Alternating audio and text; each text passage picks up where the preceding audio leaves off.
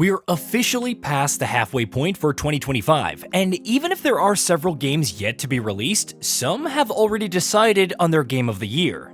And even if you haven't, it's a good time to reflect on some of the more notable titles thus far. Perhaps even remember efforts like Monster Hunter Wilds.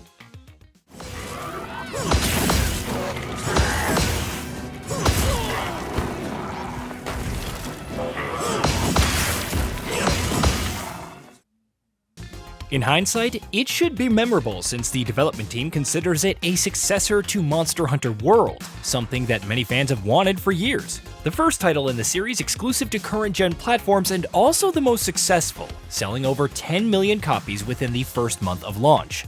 Even the Steam numbers don't lie. Almost 1.4 million peak concurrent players in its lifetime.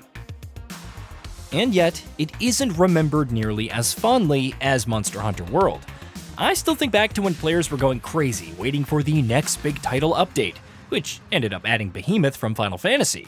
The latest title update dropped for Wilds and offered up some brand new threats, but you'd be forgiven for not noticing due to the overwhelmingly negative rating on Steam. Granted, the overall rating of nearly 151,000 user reviews at the time of writing is mixed, with 55% giving the thumbs up. However, only 12% of the recent reviews, currently numbering about 17,500, recommended the title. The reason? Awful performance to start with. Ever since the beta, PC players have had issues with stuttering and optimization. No, not many people have seen PS1-era RAID DAO, which was a thing in the beta, but even after so-called improvements, they still struggle to hit a reliable frame rate, even after surpassing the system requirements. That's not including the bugs and crashes, the latter persisting after Title 1 update arrived on April 4th. Initial impressions for Title Update 2 are that it somewhat improves performance by compiling shaders before launch and separating upscaling from frame generation. It also enables frame gen by default and reduces the amount of VRAM for texture streaming. The jury is still out, secondhand impressions indicate definite improvements, however minor. Others report a new wave of crashes. The developer, for its part, promises even more fixes in the coming months, but at this point, there's seemingly no hope for the PC version ever exiting the negative territory. The console versions are better, though that isn't saying much, considering the image quality and pop-in issues. Then again, none of this will really be surprising for some people, especially after last year's Dragon's Dogma 2. Even after numerous updates, it still has a mixed rating on Steam, with players still complaining about performance, unless you have a fairly strong setup.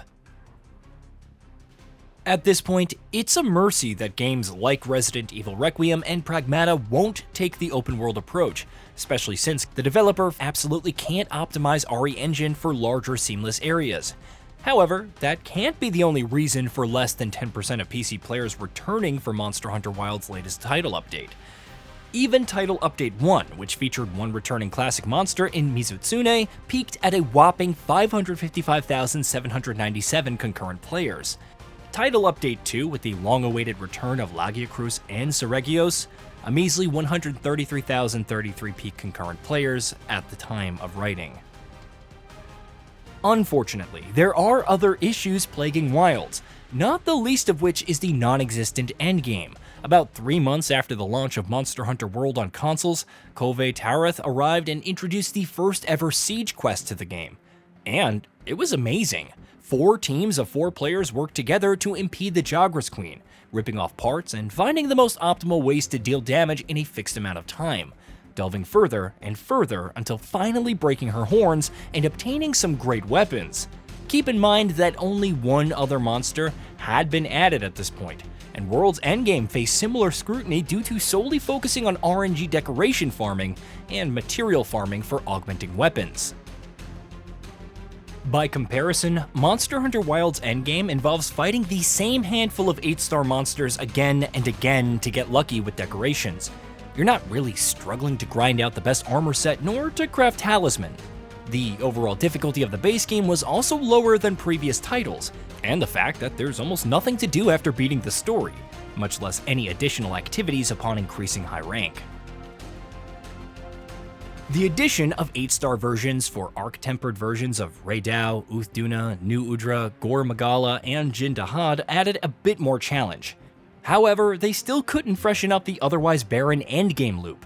Lagriacus and Seregios add new weapons and armor, and the former even offers a new way to play with underwater battles. Considering how insignificant swimming was when the game first launched, this is a massive improvement. Even their reward systems are unique. Their tempered versions also aren't a joke, offering some return of the difficulty that hardcore fans have wanted for months. The problem now is that the game is all over the place when it comes to monster ratings. Longtime players probably won't have much issue, but anyone who joins now or who hasn't played since launch will probably be confused as to why a 5-star Lagriacus is handing them a beating when they effectively soloed a 7-star tempered monster in a few minutes flat. That is, if they even bother to log on, judging by the current player drop-off, but I digress. It's admirable that the developer wants to add more challenges and endgame systems, with the new quest difficulty offering unique rewards and new talismans crafting to assign various skills and decoration slots coming in September. The fact that it wants Artian weapons to remain viable is also nice, but how will all this balance out with the rest of the game's progression systems, especially considering the current pecking order of monsters? And yes, another new monster is on the way, and another will be added in Title Update 4 before the year is out. But I'm a little tired of each new mainline title offering a fresh slate and then requiring extensive post-launch support or an expansion to truly come into its own. It wouldn't be such a big deal if the base experience was up to snuff. Monster Hunter World, for all its faults, even on PC, was an excellent experience out of the gate. Monster Hunter Rise took months to add such basic features as an ending and some really challenging hunts, to say nothing of the post-launch free updates compared to World. But it still ended up as a better experience with none of the performance hangups plaguing Wilds. Do the plummeting player numbers on Steam mean that it's dead? Of course not. It's the franchise's fastest selling title and its big breadwinner if the sheer amount of cosmetic purchases weren't enough indication. Perhaps Tsujimoto and crew have a big expansion plan that will completely invalidate all of my concerns and make Wilds the premier hunting experience that everyone expected at launch. But that there's any doubt is something that gives pause. And even with the promise of better things to come, that does nothing to excuse the current state of the game. Hey, did you know that we at GamingBolt upload new videos every day? Stick around, drop a like, subscribe, and hit that bell. And let us know what kind of content you'd like to see in the future with a comment below.